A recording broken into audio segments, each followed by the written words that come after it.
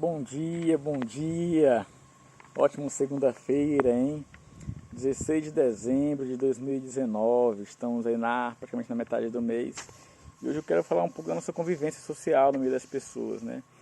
O livro de Números, ele vai retratar ali, né, o relacionamento das pessoas no meio social. E isso implica direto no nosso relacionamento com Deus.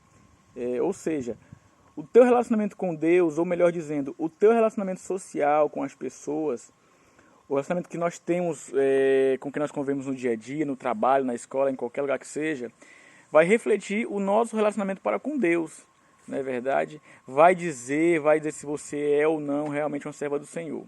Porque falar com a boca que sou crente, eu sou servo ou serva de Deus é muito fácil. Agora demonstrar, ter um testemunho que é difícil. Mas o problema não é esse.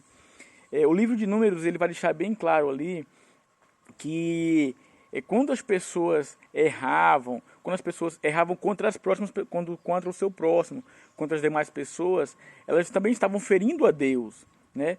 E o livro de Números ele vai mostrar que havia uma punição. A pessoa ela tinha que confessar o seu pecado, né? Na época Cristo não tinha vindo ainda, mas ela tinha que ir até no sacerdote, né? Oferecer um sacrifício e confessar o seu pecado. E assim ela estaria livre da culpa. Então o que acontece? Devido a estar no livro de Números, as pessoas acham que isso não é mais válido. Muito pelo contrário, ainda hoje é válido. Quando nós pecamos contra alguém, quando nós ofendemos alguém, maltratamos alguém, nós estamos fazendo isso direto contra Deus. E é necessário que nós venhamos nos arrepender, né? E hoje está tudo muito ao contrário. As pessoas, elas fazem pior. Elas fazem escrupulosamente, se aproveitam do seu próximo, arranca tudo que pode arrancar.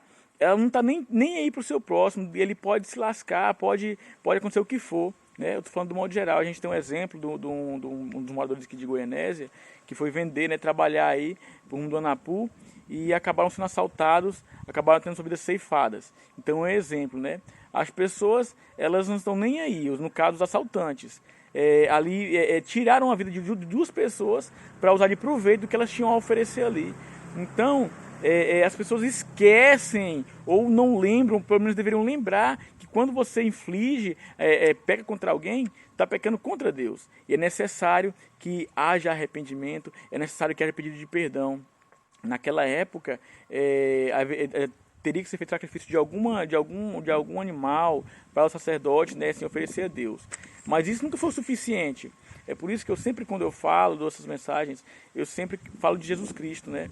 Porque em todas as partes, de Gênesis e Apocalipse, Jesus Cristo, a Bíblia ela aponta sempre para Jesus, desde o início ao fim.